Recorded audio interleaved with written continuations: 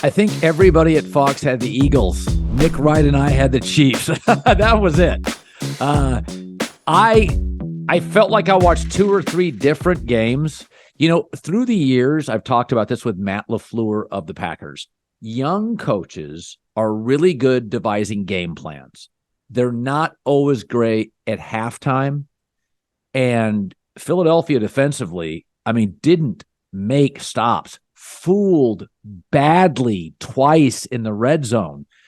We can get upset with officiating, but Philadelphia's defense, Steve Spagnuolo, veteran coordinator, head coach Andy Reid, veteran, they made enough plays defensively in the second half. And the other thing, John, is let's be honest about it. Sean Payton called it. He said special teams for the Eagles are a problem. That Toney punt return is really the game changer. That is the game changer on us. Yeah, I always say this. They mentioned during the broadcast, Andy had been, this was his 31st year in the NFL. Obviously, I think 23 of them are as a head coach and many years as an assistant. Think when he's, his game planning, but even in-game stuff, the adjustments he can make to a coach in the headset. Hey, remember in 2008 or remember in 99, they did this. This will work against what they're doing right now. The Rolodex of information he can go back on going against 3 Eagles coaches that are pretty good, right? Sirianni and his 2 coordinators who honestly might become coaches. They're all young. They're all, I'm 38. They're all relative right around my age. He's been in the league coaching for 31. And you just saw an all-time great coach really lock in. The halftime, Peyton said a while back, right? Peyton Manning, halftime adjustments are overrated. And I agree because you're constantly making adjustments. I do think that long 30-minute halftime benefited the Chiefs. Take a deep breath because they were getting worked, Colin. No, listen, it was 24. Was it like 24-14 at half? 24-14 at half, yeah. And I felt like this game is it's literally, if they don't get a touchdown, it's ugly. Agreed. Mahomes came back. His leg appeared to get significantly better as the second half went on. They score a touchdown in the first drive. And I'm sitting there thinking, this is what Mahomes does. He gets outplayed. He hangs around. Listen, I thought Jalen Hurts could have played his best game as a pro. Easily. He was literally flawless. And in the end, Mahomes made just a few more big plays. But I really think it came down to, we're going to talk about the 2 quarterbacks. Fumble by Hurts became a touchdown for Philly. Huge special teams Eagles gaffe. A bit of a iffy call at the end, but Kansas City was going to take the lead in a field goal anyway. Yeah. So Philadelphia's got nobody to blame but themselves. Bad special teams. Jalen Hurts a fumble. Mahomes didn't have one. And I will say that run by Mahomes in the second half late, that 25-yard run, when he's outrunning linebackers and you're thinking, that was limping into the locker room. He really had a remarkable 2-game stretch right after that ankle injury. Really, I guess it goes back 3 games, 2.5-game stretch of, a legendary player. He now enters, right? You think about, I was thinking earlier today, eating lunch, the great 2 Super Bowl quarterbacks like Peyton, but it was over when he won a second. Elway had been to 5, but when he won a second, like he then retired. Right. And those are, I would say, 2 guys. There are some other guys, Terry Bradshaw's won several, but he's not considered in the top 5. Mahomes is already there, but he's 27, 28 years old. You'd have to put his over-unders on Super Bowls at definitely another one in his future, right? Well, yes. And I also think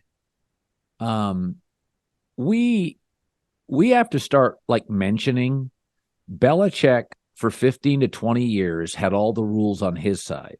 The league pivoted to offense. Now Bill can't get to the playoffs, and Andy completely dominates the sport. I thought the second half is one of the great coaching performances I ever remember in a Super Bowl. John, do you know how hard it is in the red zone to be open by 10 yards?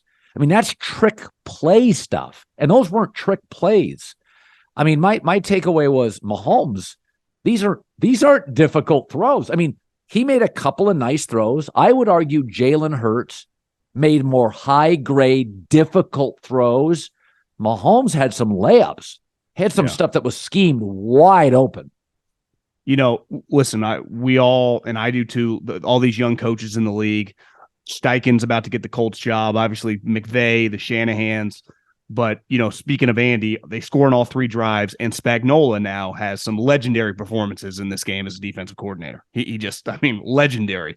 So you just have 2 guys with much more experience than the other 3 young guys, and it just kind of showed because the Eagles have hung their hat all season long on getting pressure. A little more difficult tonight, right? Hassan Reddick wasn't just flying around. Their defensive linemen were just sacking Mahomes every play.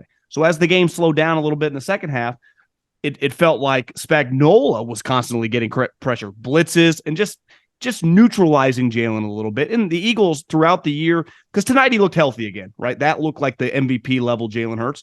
But they had struggled in the second half scoring. And for whatever reason, I think it's hard to pinpoint, but tonight it happened again, because if they just do 50% of what they're doing in the first half, the Chiefs wouldn't have been able to catch up. Yeah, I hope what's not lost in this is how good Jalen Hurts was. He had a couple of throws to Goddard. Literally Chiefs players draped. Yeah. And he was moving. The one Andy challenge was a remarkable play on 3rd and 14. Oh my God. So this really isn't on Hurts. Now Hurts had a disaster in the first half. Like let's step back and look at this as honestly as we can. You're not going to win a Super Bowl if 3 things happen. Ever. If you have a first half fumble that becomes a touchdown for the other guy, No. If you have a massive mistake on special teams and your defense allows a touchdown on every possession in the second half, you're not going to win Super Bowls. The fact it was this close is a complete credit to Jalen Hurts, who just made plays. I do think the NFL in the offseason may take out that scrum, that rugby play. It's not fair. You can't stop it. It's an unstoppable play. It's unstoppable. Yeah. There's nothing. They get in it, and you might as well just give them the first down so no one gets hurt, right? Because it's automatic. Yeah, and it's not in the spirit of the game. No. So the NFL tweak stuff in season, they'll tweak that and get rid of it. I was just thinking when you were saying about Jalen, in recent memory, right, some teams that lost the Super Bowl, it happened with Goff with the Rams, and McVay was like, this isn't like, I'm not going to be able to win with this guy at quarterback. The Niners with Jimmy Garoppolo, it made him question. Sometimes when you lose, you're probably a little more introspective as a front office, as a team. I think, like you just said about Jalen, I would be more confident in the way the guy carried himself, the way he played, how much it translated in the biggest spot. They already loved him, but tonight he was brilliant. He was, they're going to give him a large contract. We've seen some large contracts given the last couple of years, and you're like, whoa, that's not going to age well. This one I'd feel pretty confident about with the signal caller in Philly. Yeah, and their concern is they may lose a free agent or two. I think they'll get back. My guess is right now, San Francisco and Philadelphia simply have better rosters and aren't paying their quarterbacks yet. So I do think like a Jason Kelce could retire. Yeah, but he almost did last year. Yeah, I could see that. I could see one or two other players peeling off, wanting to get paid. They are getting old. Fletcher Cox, he's not what he was. That's why they draft Jordan Davis. So I don't think Philadelphia will quite have that stacked of a roster. They also lose an offensive coordinator, whereas the Chiefs have 11 draft picks. And all those rookies in the back end now are coming back after winning the Super Bowl. Brett Veach drafts and develops. Good God, the running back's a 7th rounder. They got starters in the 6th round. So this was, you could argue, John, was this the year to catch the Chiefs off guard? Rebuild the O-line or rebuild the receiving core, rookies everywhere in the back end of the defense. It's like, guys, this was the season to get the Chiefs, and instead the Bills regressed. Well, really, this team, the iteration of what they were winning with 4 or 5 years ago is completely different. I mean, they have 2 new tackles. They got rid of Tyreek Hill, which was very Belichickian. Most people in that spot would not have, and they just won the Super Bowl without the guy. And their receivers, while productive, you would have to imagine the young guy they have more is going to be better next year. People are going to want to come play with Patrick Mahomes, like going to play with like Steph Curry or something if you're a free agent, if the money's normal. The lines are always going to be good under Andy Reid. The thing that really stood out about this Chiefs team relative to the ones that were good 3 or 4 years ago, their team's speed on defense with those 2 linebackers that can fly.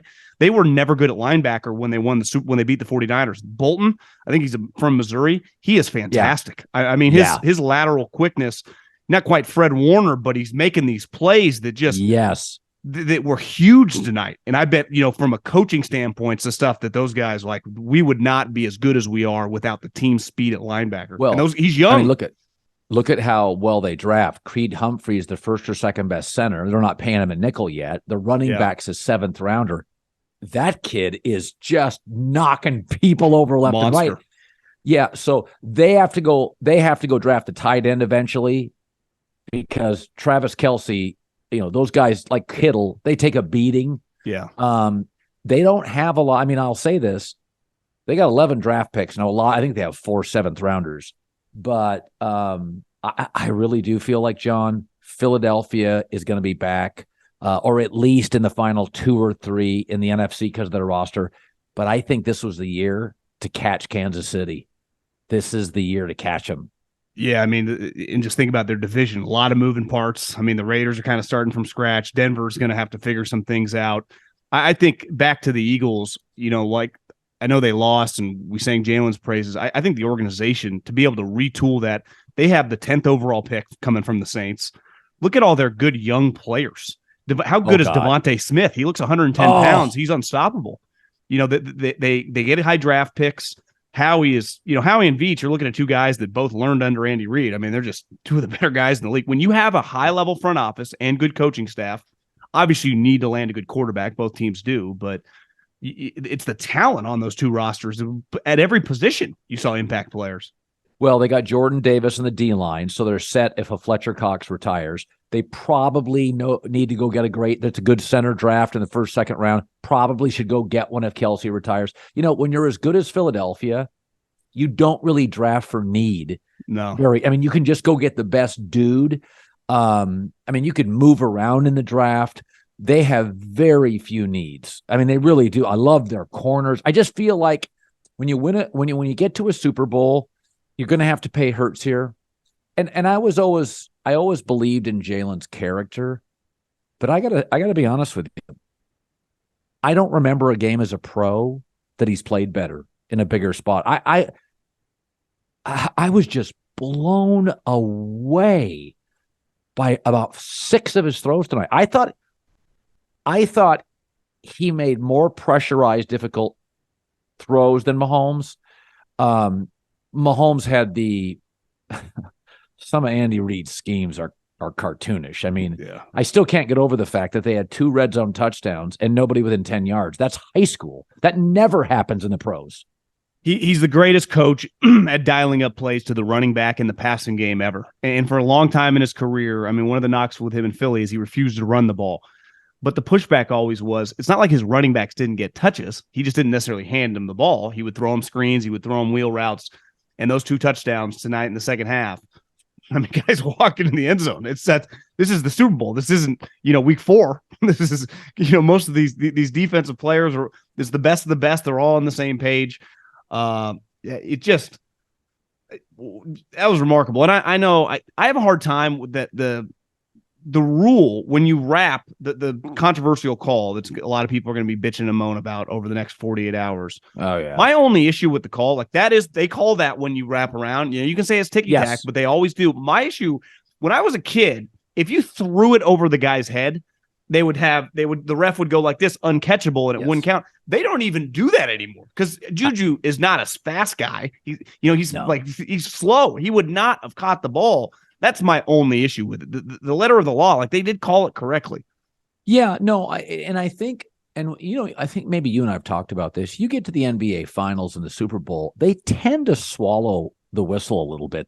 It's almost like the league says, just step out of the way a little bit. I thought the refs did a great job. There was some complaining earlier. There was a first half play, and I think Kansas City fans were complaining about pass interference, and I was like, just let them play. Let's just move the game along. I'm with you. I hate that call in that spot, but it is called. You can't put your arm around a guy. We know that. We've watched football forever. You're just not allowed to do that play.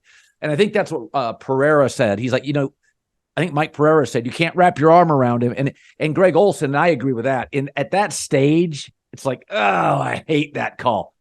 But it's not, they would have kicked a field goal, right? It would have been, Philly would have had 80 seconds or 70 seconds or something, whatever it was. Exactly. I always thought this about Peyton Manning when he finally won that last Super Bowl, even though he was shot, like he deserved to be a 2 Super Bowl level guy. Like he was that talented. Andy, and I know you've known him for a long time. I'm obviously biased, but for a long time in Philly, it was like, guys, this guy knows what he's doing. And what he did with Alex Smith for a long time. I mean, Alex couldn't throw outside the numbers. And now that he's got one of the great players ever, he's consistently kicking everyone's ass. He's won 2 Super Bowls. So many people in this business. No one has a bad thing to say. He's a high character human being who's obviously just one of the all-time great coaches in a coaching sport. Oh, no. I mean, when you talk to Sean Payton, when I talk to coaches, when I talk to GMs, Andy's not even considered. Andy's above discussion. Yeah. Like some guys, I've had GMs push back a little on McVay that he gets worked by Shanahan. I've had people say about Shanahan, he falls in love with the script. Yeah. LaFleur should be much tougher on, Aaron. He lets Aaron push him around. Even Sean Payton, people say, oh, he's a storyteller. He loves his story. Sean loves Sean. I love the guy. Andy is just like, he's like royalty. It's like, oh, yeah, Christ, Andy. He's just, he's dialing. I thought, and what's funny about Andy, and it shows one of the things that drives me crazy. I love sports. But my big pushback on media and fans, both, I understand fans, it's short for fanatic, is that if you don't win championships, we marginalize you. I mean, Dan Marino may be the most talented quarterback pre-Mahomes I've ever seen. Yeah. Just insane. Didn't win a Super Bowl. Charles Barkley could score in transition, down low, much better perimeter shooter than Michael Jordan from long. He didn't win a title. The fact that Andy Reid took so much shit for years in Philadelphia. I was like, folks, look at the quarterbacks. Like Donovan McNabb struggled with accuracy. He was out of shape in the Super Bowl, Colin. He was out of shape in the Super Bowl.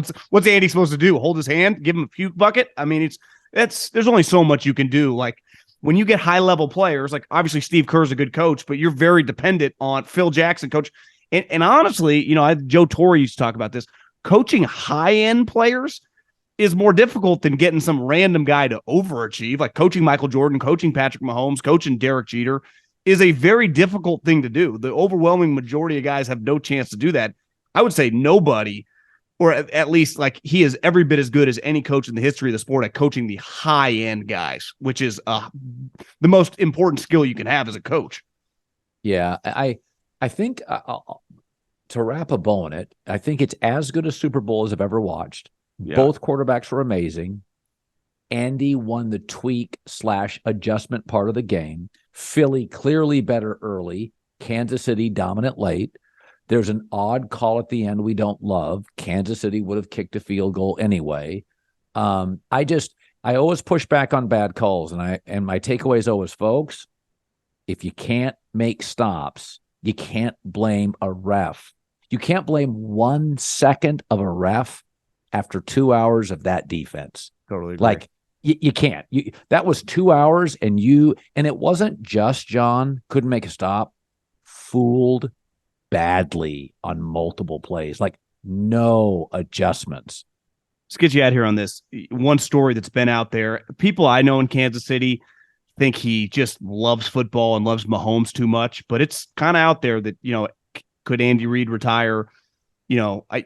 He's 64 years old. His passion from people that I know that are around him has never been higher, but go out on top is a pretty unique thing to do. If he were to retire, what would you do if you were Veach? Tough spot. I call the Broncos and give them 2 firsts. I get Sean Payton. Oh, Jesus. Well, you sit down with Bieniemy. You sit down with Mike Kafka. Yeah. And, you've bought, first of all, it's one of the great fan bases in America for any league. And you just won another Super Bowl. So, and you have great young players. So let's say a coach came in and he just wasn't Andy, you're still probably a division winning team with 12 wins. So I think what you do is you take somebody that's fairly familiar with it that you really, really like, you go offense, somebody Patrick's familiar with, Kafka, Bieniemy, whatever it is, and you make it real clear. It's like you're replacing the greatest coach ever. We're not giving you a 5-year deal. No. We're going to watch it. And after trial period here. Yeah, if we don't love it, that's the downside to getting Mahomes. This is not any job. You're going to get 2 years.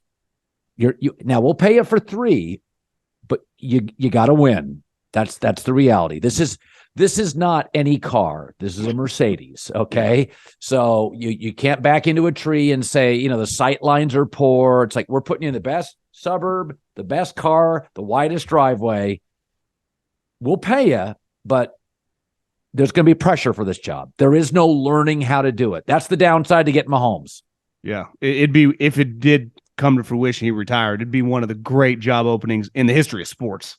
I mean, you could argue it's the greatest NFL opening ever. Yeah, that's the best NFL opening ever. I mean, 28-year-old Mahomes, a coachable superstar quarterback in his prime, who's proven he could dominate. Who loves it there. Yeah, it doesn't get any. My gut is he's not going. I just think he's. But for Sean Payton at dinner to say there's been talk, that means he's talked about it then with friends. Then for sure.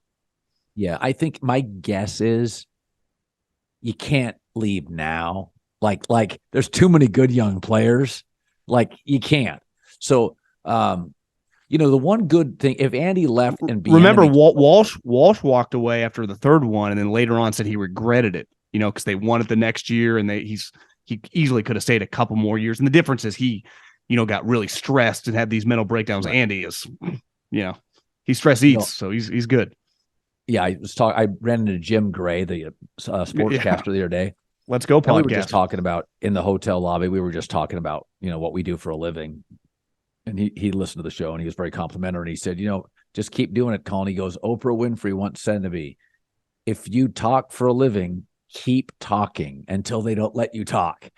If you coach offense like Andy Reid, you just keep coaching it until they tell you can't coach Patrick Mahomes. Like, he's probably thinking, man, I could use a month in the Bahamas. If I'm Brett Veach, I give him a month in the Bahamas. Yeah. Clark Hunt, say take 2. We got the draft free agency with, get out for sure. Of here. Well, Colin, that was a fun NFL season. But the good thing about the NFL, stories are fast and furious. Free agency is right around the corner. The draft. I saw you talking to Caleb. He's a little bigger than I thought. I met his dad. He's so, he's like, I'm not as good as you guys are all saying. I got a lot to work on. And I looked at his dad, and when I walked out of the room, I said, you've done a great job. Yeah. You have done a great job as a dad. Man, it's like Jalen Hurts. I don't need to meet his dad. I know his dad's great. Mahomes. Yeah, same These thing. guys have such character. They're so coachable. I mean, for Caleb Williams to be that good and that coachable, Jalen Hurts. I mean, I hope we don't forget how good Jalen Hurts was tonight. Jesus. Yeah. Well, he was the lock MVP if they win that game, right? I mean, it would have been the easiest MVP in a while, it felt like. He made 6 high-level stress throws, like hard. Guys aren't open. Hard throws. I don't think Mahomes had more wide open stuff, but in terms of if you said 10 best throws of the game, Jalen may have 7 of them. Yeah, I mean, they leaned on him to throw the ball tonight too, and he was awesome. He was clearly healthy. What a game. Well, Colin, have a good night, and I'll make sure not turn my mic off until someone forces it away. Like Oprah says, you just keep talking. We'll just keep talking. Yeah, buddy. Okay, Colin. See you, buddy. All right.